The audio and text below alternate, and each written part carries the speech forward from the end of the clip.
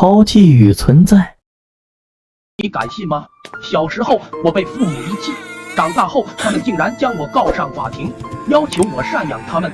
我从小就是一个病秧子，非常不讨人喜欢。而我的哥哥身体素质很好，父母对他十分宠爱，好吃的好玩的基本上都是先给他。有一天，父亲带我上山摘野菜，走着走着，父亲突然加快了步伐，我一边喘着气一边喊着爸爸等等我，可父亲就像没听见一样，渐渐地消失在了我的视野中。我有点害怕，顺着过来的路想要自己回家，可我怎么也找不到回去的路。这时天也快黑了，我躲进一个山洞，又冷又饿的我不知不觉睡了过去。等我再一次睁开眼睛，发现已经是第二天清晨。我找了一点野果吃下，最后终于找到了回家的路。我刚走到门外，就听见父母二人在议论。母亲说道：“不知道小徐现在怎么样了？你管他干嘛？他这个病秧子，留下就会拖累我们。别担心，我们还不是还有个大儿子吗？就让他自生自灭吧。”听到这话，我眼泪止不住的滑落。原来是父亲故意将我抛弃。我悲痛万分的离开了家，不知不觉来到县城。我实在饿极了，就到垃圾堆里找吃的，困了就睡在桥洞底下住了。这天，我在垃圾堆捡到一个比较新鲜的馒头，刚想吃，一个男人伸手打掉了我的馒头。他说：“这个太脏了，不能吃。”我没有理会，想去捡回那个掉落的馒头。男人一把拉住我，心疼地问道：“孩子，你的父母呢？为什么你这么小就在这里流浪？”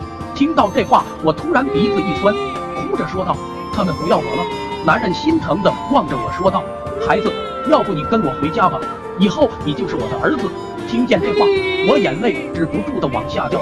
男人也不嫌弃我身上脏，一把将我抱起带回了家。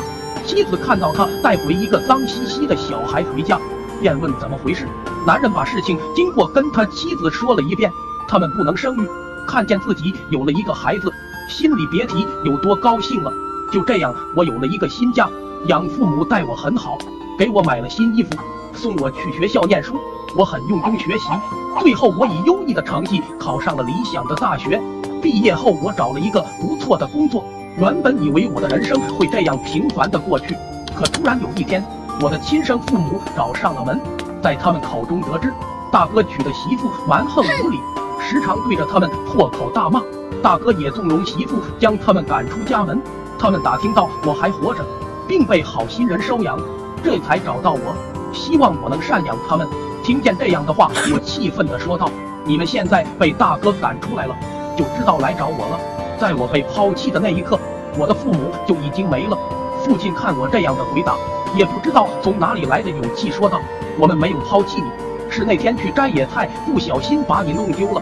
我们也到处找了几天，你现在有条件而不赡养我们，我们就到法院告你遗弃老人。”听见这话的我变得更加愤怒，毫不留情地说道：“你以为我那天没回家吗？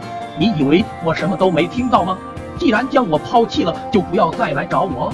你们走吧。”此刻，父母两人双双痛哭，说了无数后悔的话，但我并没有原谅他们，因为我知道他们只想要一个栖身之地，而不是想要一个被抛弃的儿子。